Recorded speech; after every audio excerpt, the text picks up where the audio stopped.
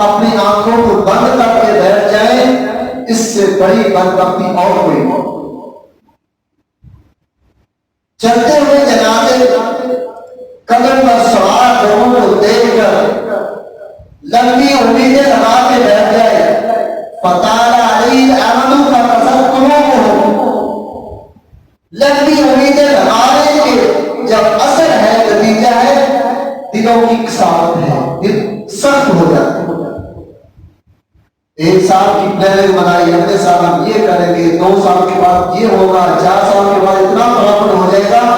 لمبی امیدیں لگانے کا نتیجہ کیا ہوتا ہے کہ دل سخت ہو جاتے ہیں، کوئی بات اثر نہیں کرتی۔ کل نفس ذائقۃ الموت، ہر جان نے موت کا ذائقہ چکھنا ہے، موت کی دہلیز سے گزرنا ہے، قبر کے دہانے پہ پہنچنا ہے، قبر کی مٹی کے اندر دفن ہونا ہے، فرشتوں کے سامنے جواب دینے ہیں، جب سوالات کیے جائیں گے سوالات کے جواب دینے ہیں۔ یہ حقیقتیں ہیں جن کو ہم فراموش کر کے بیٹھے ہوتے ہیں، ہم ایسی لمبی امیدیں لگا کے بیٹھے ہوئے کہ جیسے یہ مشاہدے کسی اور مخلوق کے لیے۔ میرے بھائیوں، کتنے رمضان ہم نے گزار دیے، کتنے رمضان ہم نے گزار دیے اللہ کی عبادت میں لگے ہوئے ہیں، اپنی استطاعت اور طاقت کے بل بوتے پر اللہ تعالیٰ کی نعمتوں کو ہم سمیٹ رہے ہیں۔ ان رمضانوں کے ساتھ ساتھ یہ رمضان کا مہینہ بھی الوداع ہونے والا ہے۔ کبھی ہم نے سوچا ہے کہ پچھلے رمضان میں گزارنے کے باوجود میرے اندر کون سی خامی تھی جو ابھی تک دور نہیں ہوئی، اس خامی کو میں نے اس رمضان میں دور کرنا ہے؟ کبھی سوچا ہے؟ ہم ایک روٹین پر چل رہے ہیں، جس طرح ہم 5 وقت کی نمازیں ہیں، فجر ہے، ظہر ہے، عصر ہے، مغرب عشاء، ہم نے ایک روٹین اپنے فریضہ سمجھ کے ادا کر رہے ہیں، لیکن گہرائی میں جا کر کبھی سوچا نہیں ہے کہ اس نمازوں کے اندر ہمارا رب ہم سے کیا ڈیمانڈ کرتا ہے، ان کو 5 وقت قابو کرنے کا کیا فلسفہ ہے، جماعت کے ساتھ آنے کا کیا فلسفہ ہے؟ کبھی غور کیا ہے؟ اذان ہوئی ہے، جلدی جلدی وضو کیا، نماز پڑھی اور چلے گئے اپنے کاروبار۔ یہ بات کی حقیقت ہے، یہ بھی ثواب ہے، عبادت ہے، لیکن اس فلسفے کی طرف ہم نے کبھی توجہ نہیں دی۔ رمضان کا مہینہ آتا ہے، پہلے عشرے میں بڑی رونق ہوتی ہے، صبح بھی، شام بھی، دوپہر بھی، ہر وقت گہما گہمی ہوتی ہے، تراویح کے اندر بڑی رونق ہوتی ہے۔ جیسے جیسے پہلا عشرہ گزرتا ہے ایسے ایسے تعداد کم ہوتی جاتی ہے۔ یہ بھی ثواب ہے، روزہ رکھنا ہے، تراویح پڑھنی ہے، نفل نوافل پڑھنا ہے، لیکن اس رمضان کو لاگو کرنے کا مقصد کبھی سوچا ہے ہم نے؟ صبح سے شام تک ہم نے اپنا منہ بند کر دیا، لیکن اس روزے کا مقصد ہم نے سمجھا نہ۔ حدیث میں آتا ہے، پیارے پیغمبر حضرت محمد مصطفیٰ صلی اللہ علیہ وسلم نے بیان فرمایا کہ جو بندہ روزہ رکھنے کے بعد جھوٹ بولنا نہ چھوڑے، دھوکہ فرار اور کسی کے ساتھ ظلم زیادتی کرنا نہ چھوڑے، زبان سے بڑے کلمات ادا کرنا نہ چھوڑے، گالی بکتا رہے، اس بندے کو بھوکا اور پیاسا رہنے کا کوئی فائدہ نہیں۔ اللہ کو اس کی بھوک اور پیاس کا کوئی فائدہ نہیں، اللہ اس کا اجر اس کو نہیں دے گا۔ اس بندے نے روزے کا مقصد سمجھا نہیں ہے۔ روزہ یہ نہیں کہ صبح سے شام تک اپنا منہ بند کر لینا، کھانا پینا نہیں ہے۔ روزہ ہر اس کام میں روزہ ہونا چاہیے جس کو اللہ نے منع فرما دیا ہے۔ روزہ ہر اس کام کا روزہ ہونا چاہیے جس کام کا اللہ نے حکم دیا اس کو بجا لانا چاہیے، یہ روزہ ہے۔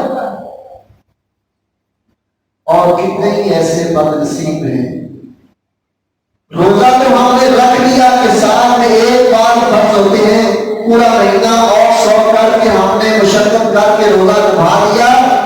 لیکن ان وقتوں میں فریضہ نماز کو ادا نہ کیا، اس روزے کا کیا فائدہ ہے؟ کتنے ہی لوگ ایسے ہیں نماز کے اوقات میں زور میں ہیں، روزہ فرض ہے، روزہ رکھ لیا، تراویح پڑھ لی، لیکن نہ فجر کی نماز کا فکر ہے، نہ زور کی نماز کا فکر ہے، نمازیں لیٹ ہوتی ہیں، ہو جائے کوئی پرواہ نہیں، اس روزے کا کیا فائدہ ہے؟ وہ بھی فرض ہے، یہ بھی فرض ہے، یہ سال میں ایک بار آتا ہے، اور نمازیں 5 ہیں جو دن میں 5 بار ادا کرنی ہوتی ہیں، اس فرض کا ہم نے خیال نہ کیا۔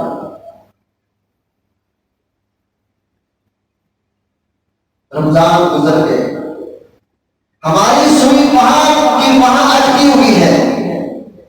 اگر میں دکاندار ہوں تو دکان پہ بیٹھا میں چھری اپنے ساتھ سے چلا رہا ہوں، میری برسوں سے یہی روٹین چلی آ رہی ہے، میں روزے بھی رکھتا ہوں، نمازیں بھی پڑھتا ہوں۔ اگر میں ڈاکٹر ہوں تو اپنے ڈاکٹری کے حساب سے میں لوگوں کو اس طرح چھری کے ساتھ کاٹتا چلا جاتا ہوں، برسوں سے میں روزے بھی رکھ رہا ہوں اور اپنی پیشہ بھی چلا رہا ہوں۔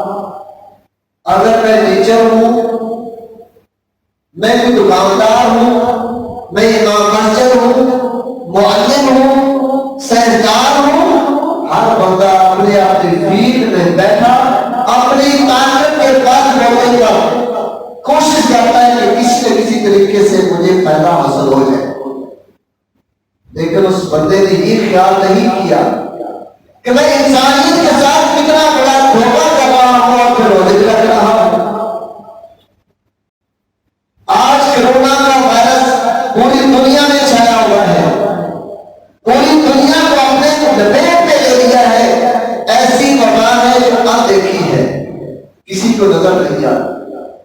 چلو پچھلے کئی سالوں سے ڈینگی وائرس چلا آ رہا ہے، جو نظر تو آتا ہے نا، اس طرح کا وائرس ہوتا ہے، اس طرح کا یہ مچھر ہوتا ہے، یہ ڈس جائے تو مچھر وبا پھیل جاتی ہے، لیکن یہ کرونا ایسی بیماری ہے جو نظر نہیں آئی۔ اس میں میرے بھائی 2 پہلو ہیں، یا تو یہ پوری دنیا میں بڑے بڑے جو سرکردے ہیں ان کی اپنی پلاننگ ہے، اپنی اس پلاننگ کو چلانے کے لیے بڑے بڑے ممالک کی جو سربراہ ہیں انہوں نے پوری دنیا کو اپنے اس کارستانی میں لپیٹ میں لے لیا ہے، پوری دنیا کو بیوقوف بنایا ہوا ہے۔ اس کا ثبوت یہ ہے کہ جتنے بھی بڑے بڑے لوگ ہیں اس بات کو پلان کرنے والے، انہوں نے کبھی بھی ماسک نہیں پہنا، کبھی بھی احتیاطی تدابیر کو اپنایا نہیں ہے۔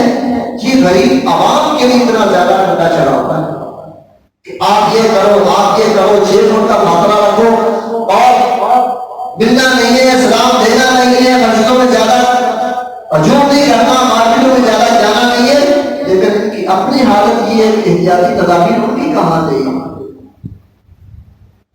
اگر بالفرض مان لیا جائے کہ یہ کرونا بیماری ہے، تو اس لیے اس کو پھر میرے بھائیوں اپنے لیے ایک آزمائش سمجھیں، یہ اللہ کی آزمائش ہے، اللہ کی پکڑ ہے، ہمارے گناہوں کی شامت ہے، ہم نے اللہ کو بھلا دیا اور سائنسی ٹیکنالوجی کو ہم نے اپنا خدا اور رب مان لیا۔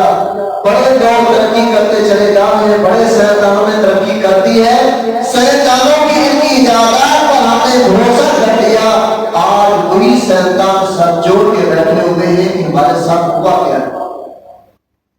یہ اللہ کی پکڑ ہے۔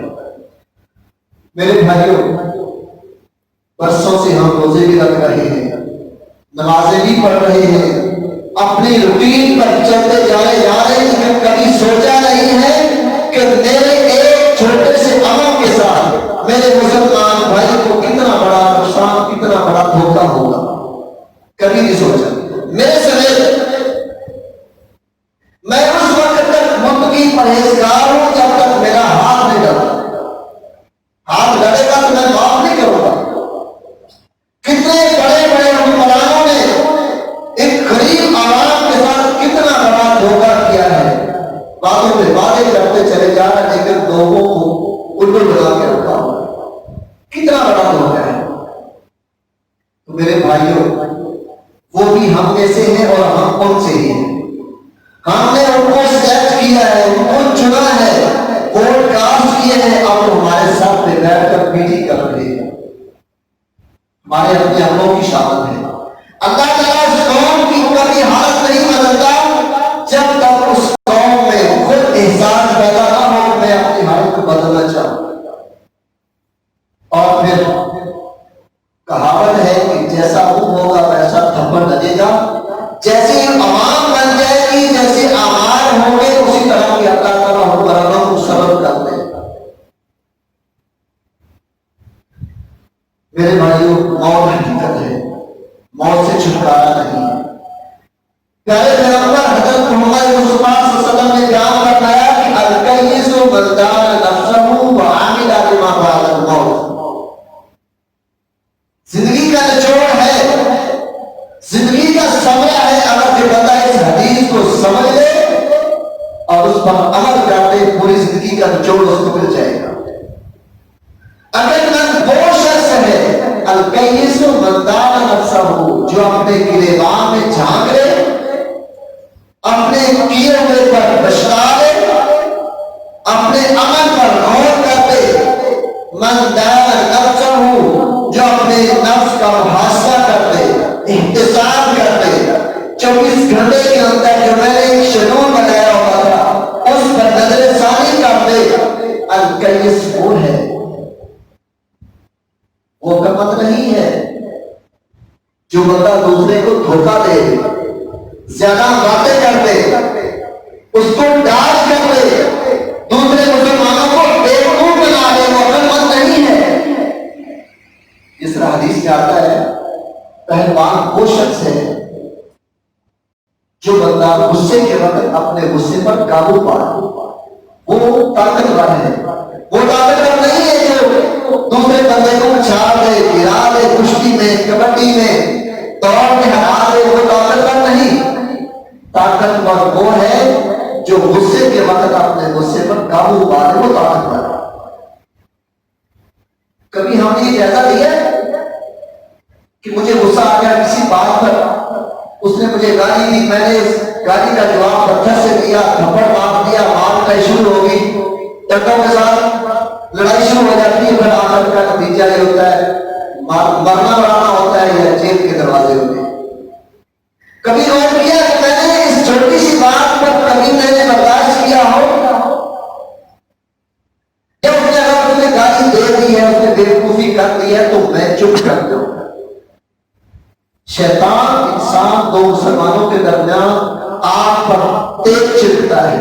اس نے آپ کو گالی دی، آپ خاموش ہو گئے، آپ اتنے غیر گزرے ہیں، آپ خاموشی سنتے جا رہے ہیں.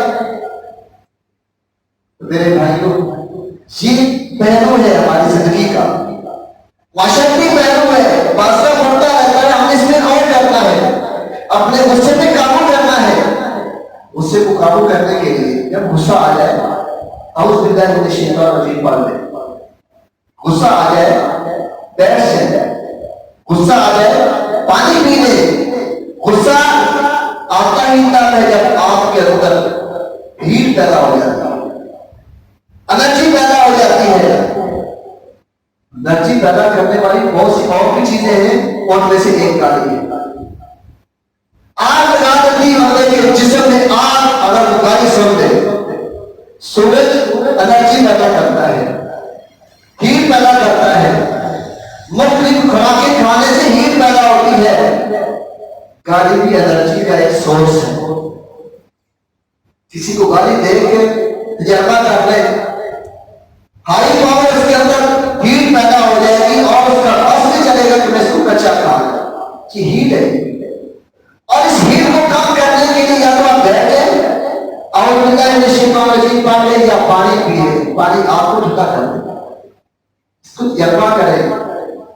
کبھی بڑا جگہ کر کے اس کو تجربہ کر کے دیکھو تو صحیح. گاڑی دینے والا خود شرمندہ ہو جائے گا، دوبارہ آپ کے ساتھ وہ پیش قدمی نہیں کرے گا، بات کبھی نہیں کرے گی. الکیس من دان نفسہ، عقل مند وہ ہے جو اپنا احتساب کر دے، اپنا محاسبہ کر دے، اپنا جائزہ لے دے کہ میں نے 24 گھنٹوں کے اندر کیا کچھ فائدہ اٹھایا ہے، کیا کچھ میں نے نقصان اٹھایا ہے. ہم جتنے بیٹھے ہیں میرے خیال میں اتنی فرصت ہمیں کبھی نہیں ملتی ہو. अपना एहतसाब करने के लिए। अपनी औलाद से हम हिसाब करते हैं बेटों से कि बेटा आज दुकान पे कितनी आपने सेल की है, कितना प्रॉफिट हुआ है, कितना नुकसान हुआ है।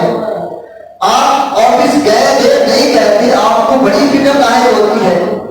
बच्चा स्कूल जाता है, आप स्कूल गए कि नहीं गए, नहीं गए तो छुट्टी करने की वजह क्या है, बड़ी फिक्र होती है। हम एहतसाब करते हैं, हम अपना नहीं इंतजाम करते हैं। आज मैंने दुकान पे 4 घंटे लगाए, 10 घंटे लगाए, इतना बराबर में इतना नुकसान हुआ, इतना उसको देना, इतना उससे लेना, मैंने ये सारा हम करते हैं, देखते हैं।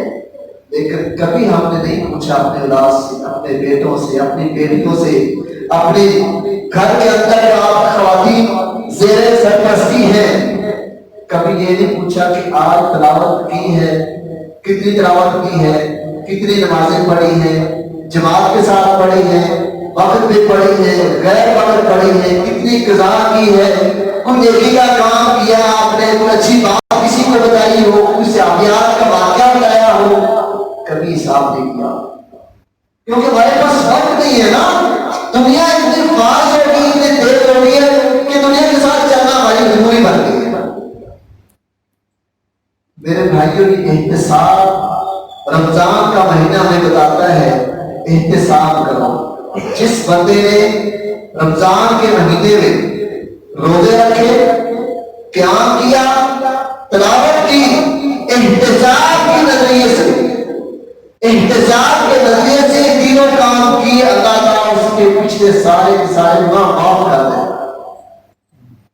तो सारे गुनाह माफ करवाने हैं तो मेरे भाइयों एहतसाब करें। अपना तिलावत करनी है इस नियत से कि मेरा एहतसाब हुआ है, रोजा रखना है तो मैंने अपना एहतसाब करना है, रात का क़याम करना है तो एहतसाब के नजरिए से अपना क़याम को जारी रखें, अल्लाह आपके गुनाहों को माफ कर दे।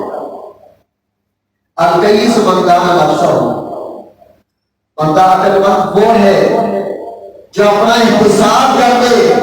हज़रत आयशा रज़ियल्लाहु तआला अन्हा बयान फरमाती है, मन हो से बात हो के शा, जिससे ये पूछ लिया गया ना कि ये काम तूने क्यों किया, जिसका एहतसाब किया गया, जिससे सवाल किया गया, जिससे ये कहा गया कि मेरे बंदे की आपने काम क्यों किया, नोकेशा वो मारा गया, वो पकड़ा गया। अल्लाह ने सवाल इस अंदाज से करना है कि जिससे गलती हुई होगी अल्लाह से पूछेंगे, मेरे बंदे ये तुमने काम क्यों किया। क्यों का मतलब उसने गलती की है, तो क्यों आता ही क्या करे, आपको गलती हो जाती, काम तुमने क्यों किया। हज़रत आयशा रज़ियल्लाहु तआला अन्हा बयान फरमाती है कि जिससे ये सवाल हो गया समझ लो कि वो मारा गया। तो हमने इस वक्त से पहले पहले अपना एहतसाब करना है कि हमसे अल्लाह ये सवाल ना करे कि मेरे बंदे तूने काम क्यों किया। हदीस में आता है नबी अलैहिस्सलातु वस्सलाम ने बयान फरमाया कि 5 चीजें ऐसी हैं कि जिनके बारे में अल्लाह ने सवाल करना है, और उन 5 चीजों को 5 चीजों से पहले गनीमत जानो। जवानी मस्तानी जिंदगी है, बुढ़ापे से पहले पहले जवानी को गनीमत जान ले। जवानी के अंदर खून जोश मारता है, जज्बा है, जोश है, जिस सिमत जिसको ले जाएंगे जवानी को हर काम अपने ताकत के बाद होते हुए करता चला जाए, उसको किसी का डर नहीं है। बुराई पे जो जाए तो बुराई से उसको रोकने वाला कोई नहीं। जवान किसकी हिम्मत है रोकने वाला। अगर नेकी के रास्ते में चला है, तौहीद के रास्ते में चला है, शलवार टखनों से ऊपर रखनी है, दाढ़ी रखनी है, 5 वक्त का नमाजी बन चुका है, उसको कोई रोकने वाला नहीं। आए तुझे के सामने अगर तुम्हें फरूक रज़ियल्लाहु अन्हु मुसलमान हुए तो इनाम कर दिया, जिसका जी चाहता है कि अपने बच्चों को यतीम करने के सामने आ जाए। ये जवानी को बुढ़ापे से पहले गनीमत जान। बुढ़ापा आ गया, डंडा हाथ में होगा, अड़क कर चल रहे हैं, वक्त पे आप मस्जिद में नहीं पहुंचेगी, जमात का स्वाब निकल जाएगा। کسی کا بوجھ اٹھا کے گھر تک چھوڑنے کے لیے آپ کے اندر ہمت نہیں ہوگی. نبی علیہ الصلوۃ والسلام ایک بوڑھی خاتون کا بوجھ اٹھا کر اس کے گھر تک چھوڑ کر آتے ہیں جوانی میں. ٹھیک ہے، تو جوانی میں یہ کام کر سکتے ہیں، بڑھاپے میں کام نہیں ہوگا. غنیمت جان اللہ نے جو زندگی دی ہے موت سے پہلے غنیمت جان. اللہ نے تندرستی دی ہے بیماری سے پہلے غنیمت جان دے. بیماری آ گئی آپ کے بال بچے آپ سے دور ہو جائے گی، بیوی آپ سے دور ہو جائے گی. اللہ نہ کرے، اللہ نہ کرے حضرت ایوب علیہ السلام کی طرح 18 سال کی بیماری لگ جائے، اپنے ساتھ چھوڑ جاتے ہیں. جذبہ ہوتا ہے 2-4 دن کا، اولاد بھی آتی ہے، بیوی بھی پاس ہے، بچے بھی ہیں، محلے والے بھی ہیں، رشتے دار بھی ہیں، بڑا ہمدردی کی باتیں ہیں. اللہ آپ کو صبر دے، اللہ آپ کو تندرستی دے. کوئی فروٹ لے کے آ رہا ہے، کوئی پیسے لے کے آ رہا ہے، کوئی آپ کی دوائیاں لے کے آ رہا ہے. جب بیماری لمبی ہو جائے تو یہ سارے ساتھ چھوڑ دیتے ہیں. ایک کوئی آپ کے پاس ہوگا جس کو اللہ نے توفیق دی ہوگی، بیٹوں میں سے آ جائے، بیٹیوں میں سے آ جائے، بیوی آپ کی کام آ جائے، آپ کی والدین سے کام آ جائے، جس کو اللہ توفیق دے گا لیکن وہی آپ کے پاس رہے گا، باقی سارے ساتھ چھوڑ دے. بیماری سے پہلے تندرستی کو غنیمت جان، موت سے پہلے زندگی کو غنیمت جان دے. موت آ گئی تو توبہ کا دروازہ بند ہو جائے گا، توبہ نہیں سیکھ ہوگی. موت کے آثار نظر آنے سے پہلے پہلے توبہ کر دے. کسی کا حق مارا ہے، کسی کا قتل کیا ہے، کوئی بڑا گناہ کر دیا ہے، ماں باپ کے ساتھ نافرمانی کر دی ہے، توبہ کر دے، معافی مانگ لے. اس وقت سے پہلے پہلے جب وقت آ جائے گا تو توبہ قبول نہیں ہوگی. فرعون جب ڈوب رہا تھا اس نے کہا اب میں اللہ پر ایمان لاتا ہوں، موسیٰ کے رب کو میں مانتا ہوں. اللہ نے فرمایا اب تو ایمان لاتا ہے جب تجھ پر موت کے آثار نظر آنے شروع ہو گئے، اب تیری کوئی توبہ قبول نہیں. تو میرے بھائیوں، الکیس من دان نفسہ، جس نے اپنا محاسبہ کر لیا، اپنا احتساب کر لیا، وہ عقل مند ہے. حدیث میں آتا ہے، بات اگر اجازت ہو تو کر دوں. جی بالکل. رمضان کا مہینہ ہے، نبی علیہ الصلوۃ والسلام منبر پر ایک قدم رکھا، آمین فرمایا. دوسری سیڑھی پہ قدم رکھا، آمین فرمایا. تیسری سیڑھی پہ قدم رکھا، آمین فرمایا. صحابہ کرام بڑے متعجب ہوئے، حیران ہوئے. اللہ کے رسول بات کچھ نہیں ہے، صرف آمین کی آواز آئی ہے، معاملہ ہمیں سمجھ لیا. فرمایا جس بندے کے سامنے میرا ذکر کیا جائے، محمد رسول اللہ صلی اللہ علیہ وسلم، جس بندے کے سامنے میرا نام لیا جائے اور وہ مجھ پر درود نہ بھیجے، اللہ کی اس پر لعنت ہو. میں نے کہا اور فرمایا جس کی حیاتی میں رمضان کا مہینہ آ جائے اور وہ اپنے گناہوں کی بخشش نہ کرا سکے، اپنے قدر پر سوار لوگوں کو دیکھ کر لمبی امیدیں لگا کے بیٹھ جائے، فطال علیہ الامد فقست قلوبهم، لمبی امیدیں لگانے کے جب اثر ہے، نتیجہ ہے دلوں کی کساوٹ ہے، دل سخت ہو جاتے ہیں. ایک سال کی پلاننگ بنائی، اگلے سال ہم یہ کریں گے، 2 سال کے بعد یہ ہوگا، 4 سال کے بعد اتنا پراپٹ ہو جائے گا. لمبی امیدیں لگانے کا نتیجہ کیا ہوتا ہے کہ دل سخت ہو جاتا ہے، کوئی بات اثر نہیں کرتی.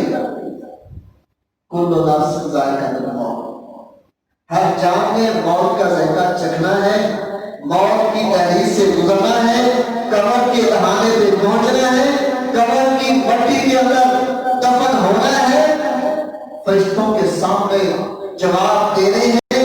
جب سوالات کیے جائیں گے، سوالات کے جواب دینے ہیں. یہ حقیقتیں ہیں جن کو ہم فراموش کر کے بیٹھے ہوتے ہیں.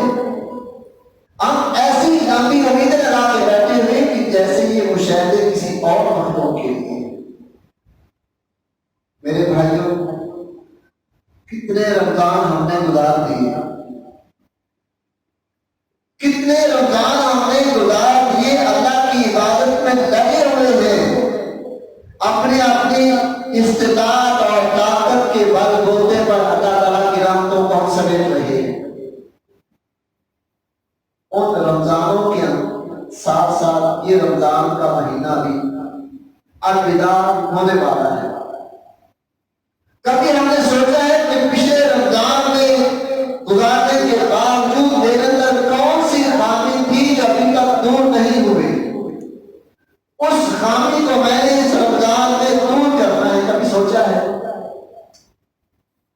ہم ایک روٹین پر چل رہے ہیں، جس طرح ہم 5 وقت کی نمازیں ہیں، فجر ہے، ظہر ہے، عصر ہے، مغرب عشاء، ہم نے ایک روٹین اپنے فریضہ سمجھ کے ادا کر رہے ہیں، لیکن گہرائی میں جا کر کبھی سوچا نہیں ہے کہ اس نمازوں کے اندر ہمارا رب ہم سے کیا ڈیمانڈ کرتا ہے، ان کو 5 وقت قابو کرنے کا کیا فلسفہ ہے، جماعت کے ساتھ آنے کا کیا فلسفہ ہے؟ کبھی غور کیا ہے؟ اذان ہوئی ہے، جلدی جلدی وضو کیا، نماز پڑھی اور چلے گئے اپنے کاروبار۔ یہ بات کی حقیقت ہے، یہ بھی ثواب ہے، عبادت ہے، لیکن اس فلسفے کی طرف ہم نے کبھی توجہ نہیں کی۔ رمضان کا مہینہ آتا ہے، پہلے عشرے میں بڑی رونق ہوتی ہے، صبح بھی، شام بھی، دوپہر بھی، ہر وقت گہما گہمی ہوتی ہے، تراویح کے اندر بڑی رونق ہوتی ہے۔ جیسے جیسے پہلا عشرہ گزرتا ہے ایسے ایسے تعداد کم ہوتی چلتی ہے۔ یہ بھی ثواب ہے، روزہ رکھنا ہے، تراویح پڑھنی ہے، نفل نوافل پڑھنا ہے، لیکن اس رمضان کو لاگو کرنے کا مقصد کبھی سوچا ہے ہم نے؟ صبح سے شام تک ہم نے اپنا منہ بند کر دیا، لیکن اس روزے کا مقصد ہم نے سمجھا نہ۔ حدیث میں آتا ہے، پیارے پیغمبر حضرت محمد مصطفیٰ صلی اللہ علیہ وآلہ وسلم نے بیان فرمایا کہ جو بندہ روزہ رکھنے کے بعد جھوٹ بولنا نہ چھوڑے، دھوکہ، فراڈ اور کسی کے ساتھ ظلم و زیادتی کرنا نہ چھوڑے، زبان سے برے کلمات ادا کرنا نہ چھوڑے، گالی بکتا رہے، اس بندے کو بھوکا اور پیاسا رہنے کا کوئی فائدہ نہیں۔ اللہ کو اس کی بھوک اور پیاس کا کوئی فائدہ نہیں، اللہ اس کا اجر اس کو نہیں دے گا۔ اس بندے نے روزے کا مقصد سمجھا نہیں ہے۔ روزہ یہ نہیں کہ صبح سے شام تک اپنا منہ بند کر لینا، کھانا پینا نہیں۔ روزہ ہر اس کام میں روزہ ہونا چاہیے جس کو اللہ نے منع فرما دیا ہے۔ روزہ ہر اس کام کا روزہ ہونا چاہیے جس کام کا اللہ نے حکم دیا اس کو بجا لانا چاہیے، یہ روزہ ہے۔ اور کتنے ہی ایسے بد نصیب ہیں، روزہ تو ہم نے رکھ لیا کہ سال میں ایک بار فرض ہوتے ہیں، پورا مہینہ اور سو کر کے ہم نے مشقت کر کے روزہ نبھا لیا، لیکن ان بد وقتوں نے فریضہ نماز کو ادا نہ کیا، اس روزے کا کیا فائدہ ہے؟ کتنے ہی لوگ ایسے ہیں، نماز کے اوقات میں سو رہے ہیں، روزہ فرض ہے، روزہ رکھ لیا، تراویح پڑھ لی، لیکن نہ فجر کی نماز کا فکر ہے، نہ ظہر کی نماز کا فکر ہے، نمازیں لیٹ ہوتی ہیں، ہو جائے کوئی پرواہ نہیں، اس روزے کا کیا فائدہ ہے؟ وہ بھی فرض ہے، یہ بھی فرض ہے، یہ سال میں ایک بار آتا ہے اور نمازیں 5 ہیں تو دن میں 5 دفعہ ادا کرنی ہوتی ہیں، اس فرض کا ہم نے خیال نہ کیا۔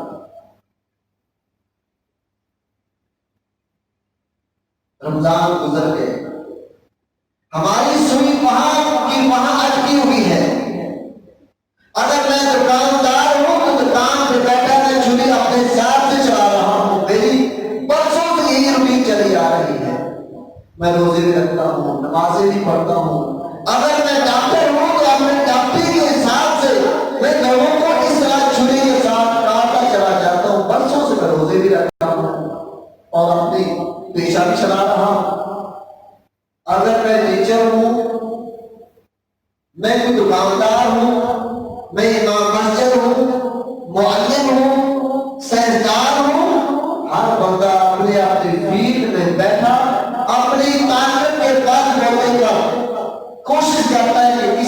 طریقے سے مجھے فائدہ حاصل ہو جائے، لیکن اس بندے نے یہ خیال نہیں کیا کہ میں انسانیت کے ساتھ کتنا بڑا دھوکہ کر رہا ہوں اور پھر رکھ رہا ہوں۔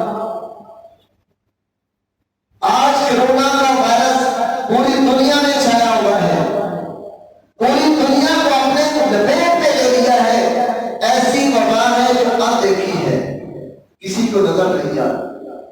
چلو پچھلے کئی سالوں سے ڈینگی وائرس چلا آ رہا ہے کہ جو نظر تو آتا ہے نا، اس طرح کا وائرس ہوتا ہے، اس طرح کا یہ مچھر ہوتا ہے، یہ ڈس جائے تو مچھر وبا پھیل جاتی ہے، لیکن یہ کرونا ایسی بیماری ہے جو نظر نہیں آئی۔ اس میں میرے بھائی دو پہلو ہیں، یا تو یہ پوری دنیا میں بڑے بڑے جو سب کرتے ہیں ان کی اپنی پلاننگ ہے، اپنے اس پلاننگ کو جانے کے لیے بڑے بڑے ممالک کی جو سربراہ ہیں انہوں نے پوری دنیا کو اپنے اس کارستانی میں لپیٹ میں لے لیا ہے، پوری دنیا کو بیوقوف بنایا ہوا ہے۔ اس کا ثبوت یہ ہے کہ جتنے بھی بڑے بڑے لوگ ہیں اس بات کو پلاننگ کرنے والے انہوں نے کبھی بھی ماسک نہیں پہنا، کبھی بھی احتیاطی تدابیر کو اپنایا نہیں ہے۔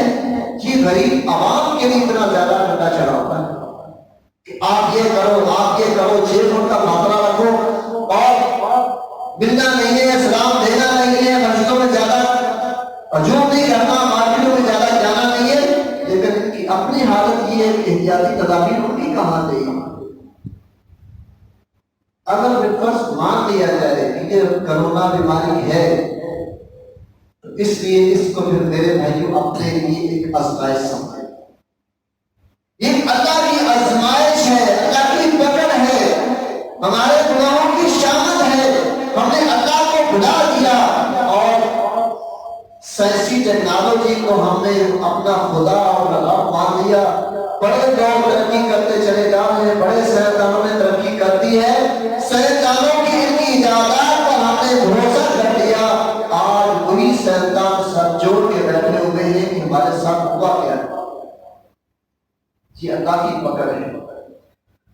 میرے بھائیوں، برسوں سے ہم روزے بھی رکھ رہے ہیں، نمازیں بھی پڑھ رہے ہیں، اپنی روٹین پر چلتے جا رہے ہیں، لیکن کبھی سوچا نہیں ہے کہ میرے ایک چھوٹے سے عمل کے ساتھ میرے مسلمان بھائی کو کتنا بڑا نقصان، کتنا بڑا دھوکہ ہوگا۔ کبھی نہیں سوچا۔ میرے سمیت میں اس وقت تک متقی پرہیزگار ہوں جب تک میرا ہاتھ نہیں ڈرتا۔ ہاتھ ڈرے گا تو میں معاف نہیں کروں گا۔ کتنے بڑے بڑے حکمرانوں نے ایک غریب عوام کے ساتھ کتنا بڑا دھوکہ کیا ہے، باتوں پہ وعدے کرتے چلے جا رہے لیکن لوگوں کو الٹو بنا کے رکھا ہوا ہے۔ کتنا بڑا دھوکہ ہے۔ تو میرے بھائیوں، وہ بھی ہم میں سے ہیں اور ہم ان سے ہی ہیں۔ ہم نے ان کو سلیکٹ کیا ہے، ان کو چنا ہے، ووٹ کاسٹ کیے ہیں، اب وہ ہمارے ساتھ پہ بیٹھ کر میٹنگ کر رہے ہیں، ہمارے اپنے عملوں کی شامت ہے۔ اللہ تعالیٰ اس قوم کی کبھی حالت نہیں بدلتا جب تک اس قوم میں خود احساس پیدا نہ ہو کہ میں اپنی حالت کو بدلنا چاہوں۔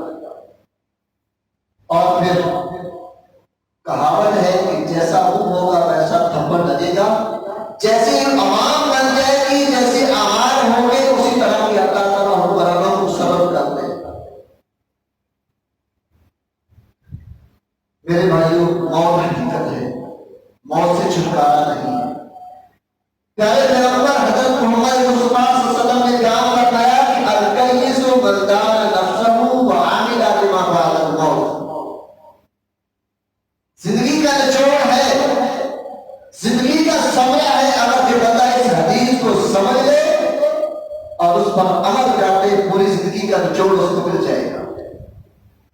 اگر وہ شخص ہے الکیس من دان نفسہ، جو اپنے گریبان میں جھانک لے، اپنے کیے ہوئے پر پچھتا لے، اپنے عمل پر غور کر لے، من دان نفسہ، جو اپنے نفس کا محاسبہ کر لے، احتساب کر لے، 24 گھنٹے کے اندر جو میں نے ایک شیڈول بنایا ہوا تھا اس پر نظر ثانی کر لے، الکیس وہ ہے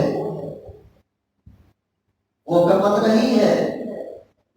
جو بندہ دوسرے کو دھوکہ دے، زیادہ باتیں کر دے، اس کو ڈاج کر دے، دوسرے مسلمانوں کو بیوقوف بنا دے، وہ عقلمند نہیں ہے.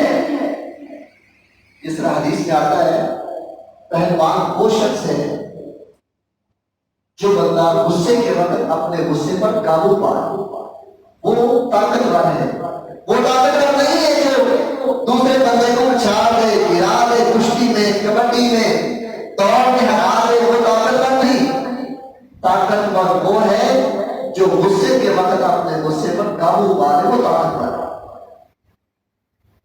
کبھی ہم نے یہ جائزہ لیا کہ مجھے غصہ آ گیا کسی بات پر، اس نے مجھے گالی دی، میں نے اس گالی کا جواب پتھر سے دیا، تھپڑ مار دیا، مار کا شروع ہو گئی، ٹکوں کے ساتھ لڑائی شروع ہو جاتی ہے. پھر آخر کا نتیجہ یہ ہوتا ہے مرنا بڑھانا ہوتا ہے یا جیل کے دروازے ہوتے ہیں.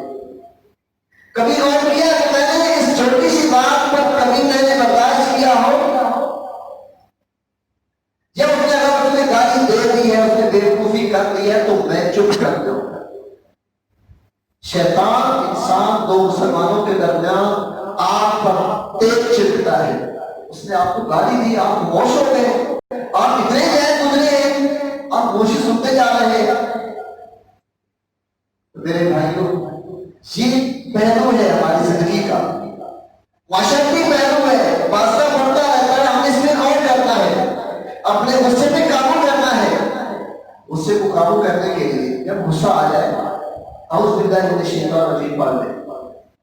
غصہ آ جائے بیٹھ جائے، غصہ آ جائے پانی پی لے. غصہ آتا ہی تب ہے جب آپ کے اندر ہیٹ پیدا ہو جاتا ہے، انرجی پیدا ہو جاتی ہے. انرجی پیدا کرنے والی بہت سی اور بھی چیزیں ہیں، اور میں سے ایک گالی ہے. آگ لگا دیتی بندے کے جسم میں آگ، اگر وہ گالی سن دے. سورج انرجی پیدا کرتا ہے، ہیٹ پیدا کرتا ہے، مختلف خوراکیں کھانے سے ہیٹ پیدا ہوتی ہے. گالی بھی انرجی کا ایک سورس ہے. کسی کو گالی دے کے تجربہ کر لے، ہائی پاور اس کے اندر ہیٹ پیدا ہو جائے گی اور اس کا بس نہیں چلے گا کہ میں اس کو کچا کھا. یہ ہیٹ ہے، اور اس ہیٹ کو کم کرنے کے لیے یا تو آپ بیٹھیں اور اللہ نے شیطان رجیم پڑھ لے یا پانی پی لے. پانی آپ کو ٹھنڈا کر دے، اس کو تجربہ کرے. کبھی بڑا جگہ کر کے اس کو تجربہ کر کے دیکھو تو صحیح. گالی دینے والا خود شرمندہ ہو جائے گا، دوبارہ آپ کے ساتھ وہ پیش قدمی نہیں کرے گا، بات کبھی نہیں کرے گی. الکیس من دان نفسہ، عقل مند وہ ہے جو اپنا احتساب کر دے، اپنا محاسبہ کر دے، اپنا جائزہ لے لے کہ میں نے 24 گھنٹوں کے اندر کیا کچھ فائدہ اٹھایا ہے، کیا کچھ میں نے نقصان اٹھایا ہے. ہم جتنے بیٹھے ہیں میرے خیال میں اتنی فرصت ہمیں کبھی نہیں ملتی ہو اپنا احتساب کرنے کے لیے. اپنی اولاد سے ہم حساب کرتے ہیں بیٹوں سے کہ بیٹا آج دکان پہ کتنی آپ نے سیل کی ہے، کتنا منافع ہوا ہے، کتنا نقصان ہوا ہے. آپ آفس گئے تھے نہیں گئے تھے، آپ کو بڑی فکر لاحق ہوتی ہے. بچہ اسکول جاتا ہے، آپ اسکول گئے کہ نہیں گئے، نہیں گئے تو چھٹی کرنے کی وجہ کیا ہے، بڑی فکر ہوتی ہے. ہم احتساب کرتے ہیں، ہم اپنا بھی حساب کرتے ہیں. آج میں نے دکان پہ 4 گھنٹے لگائے، 10 گھنٹے لگائے، اتنا منافع ہوا، اتنا نقصان ہوا، اتنا اس کو دینا، اتنا اس سے لینا میں نے. یہ سارا ہم کرتے ہیں، دیکھتے ہیں. لیکن کبھی ہم نے نہیں پوچھا اپنے اولاد سے، اپنے بیٹوں سے، اپنی بیٹیوں سے، اپنے گھر کے اندر جو آپ خواتین زیر سرپرستی ہیں، کبھی یہ نہیں پوچھا کہ آج تلاوت کی ہے، کتنی تلاوت کی ہے، کتنی نمازیں پڑھی ہیں، جماعت کے ساتھ پڑھی ہیں، وقت پہ پڑھی ہیں، غیر وقت پڑھی ہیں، کتنی قضا کی ہے، کوئی نیکی کا کام کیا آپ نے، کوئی اچھی بات کسی کو بتائی ہو، کوئی صحابیات کا واقعہ بتایا ہو. کبھی حساب نہیں کیا کیونکہ ہمارے پاس وقت نہیں ہے نا. دنیا اتنی فاسٹ ہو گئی، اتنی تیز ہو گئی ہے کہ دنیا کے ساتھ چلنا ہماری مجبوری بن گئی ہے. میرے بھائیوں، یہ احتساب رمضان کا مہینہ ہمیں بتاتا ہے احتساب کرو، جس بندے نے رمضان کے مہینے میں روزے رکھے، قیام کیا، تلاوت کی، احتساب کے نظریے سے، احتساب کے نظریے سے تینوں کام کیے، اللہ تعالیٰ اس کے پچھلے سارے گناہ معاف کر دیں۔ تو سارے گناہ معاف کروانے ہیں تو میرے بھائیوں احتساب کرے اپنا۔ تلاوت کرنی ہے اس نیت سے کہ میرا احتساب ہونا ہے، روزہ رکھنا ہے تو میں نے اپنا احتساب کرنا ہے، رات کا قیام کرنا ہے تو احتساب کے نظریے سے اپنا قیام کو جاری رکھیں، اللہ آپ کے گناہوں کو معاف کر دے۔ الکیس من دان نفسہ، بندہ عقل مند وہ ہے جو اپنا احتساب کر دے۔ حضرت عائشہ رضی اللہ تعالیٰ عنہ بیان فرماتی ہیں، من ہو سے بات ہو پیشہ، جس سے یہ پوچھ لیا گیا نا کہ یہ کام تو نے کیوں کیا، جس کا احتساب کیا گیا، جس سے سوال کیا گیا، جس سے یہ کہا گیا کہ میرے بندے کی آپ نے کام کیوں کیا، نوکیشہ وہ مارا گیا، وہ پکڑا گیا۔ اللہ نے سوال اس انداز سے کرنا ہے کہ جس سے غلطی ہوئی ہوگی اللہ اسے پوچھیں گے میرے بندے یہ تم نے کام کیوں کیا، کیوں کا مطلب اس نے غلطی کی ہے تو کیوں آتا ہی کیا کہ جب غلطی ہو جاتی کام تم نے کیوں کیا۔ حضرت عائشہ رضی اللہ تعالیٰ عنہ بیان فرماتی ہیں کہ جس سے یہ سوال ہو گیا سمجھ لو کہ وہ مارا گیا۔ تو ہم نے اس وقت سے پہلے اپنا احتساب کرنا ہے کہ ہم سے اللہ یہ سوال نہ کر دے کہ میرے بندے یہ تم نے کام کیوں کیا۔ حدیث میں آتا ہے نبی علیہ السلام نے بیان فرمایا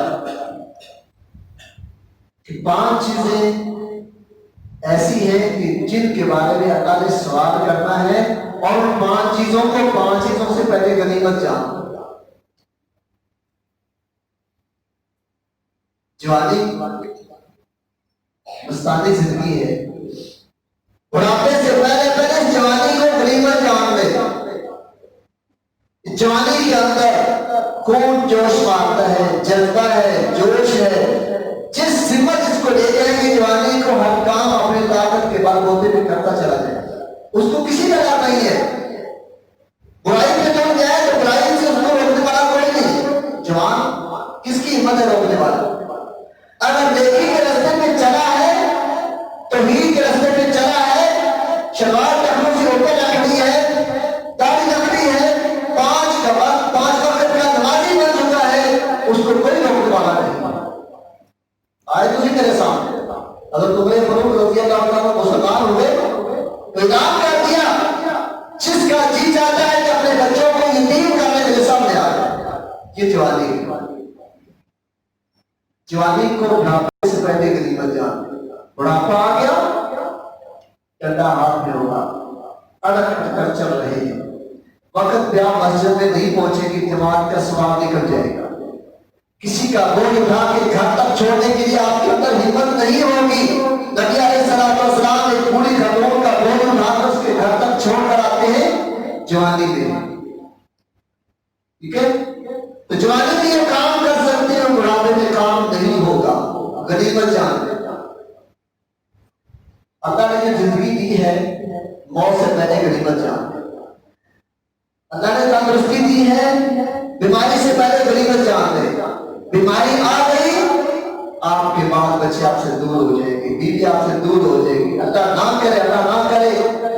حضرت ایوب علیہ السلام کی طرح 18 سال کی بیماری لگ جائے اپنے ساتھ چھوڑ جاتے ہیں۔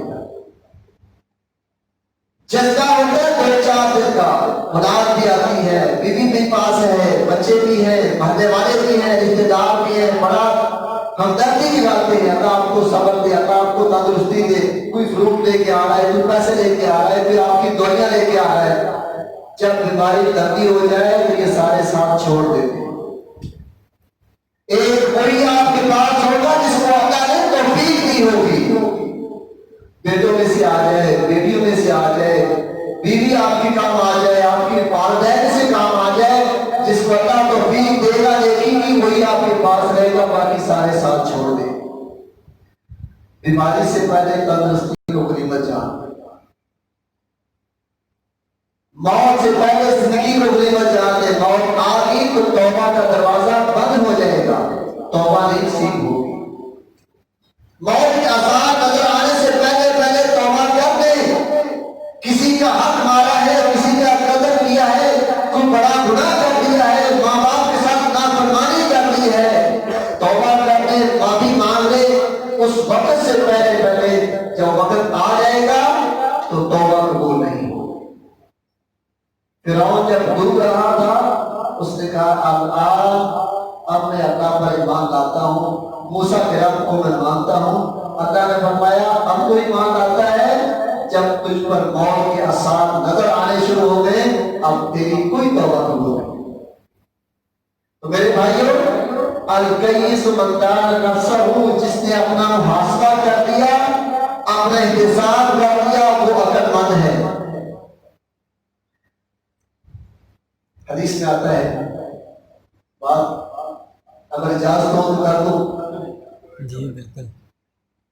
رمضان کا مہینہ ہے، نبی علیہ السلام منبر پر ایک قدم رکھا، آمین فرمایا، دوسری سیڑھی پہ قدم رکھا، آمین فرمایا، تیسری سیڑھی پہ قدم رکھا، آمین فرمایا۔ صحابہ کرام بڑے متعجب ہوئے، حیران ہوئے، اللہ کے رسول بات کچھ نہیں ہے، صرف آمین کی آواز آئی ہے، معاملہ ہمیں سمجھ لیا۔ فرمایا جس بندے کے سامنے میرا ذکر کیا جائے، محمد رسول اللہ صلی اللہ علیہ وسلم، جس بندے کے سامنے میرا نام لیا جائے اور وہ مجھ پر درود نہ بھیجے، اللہ کی اس پر لعنت ہو۔ میں نے کہا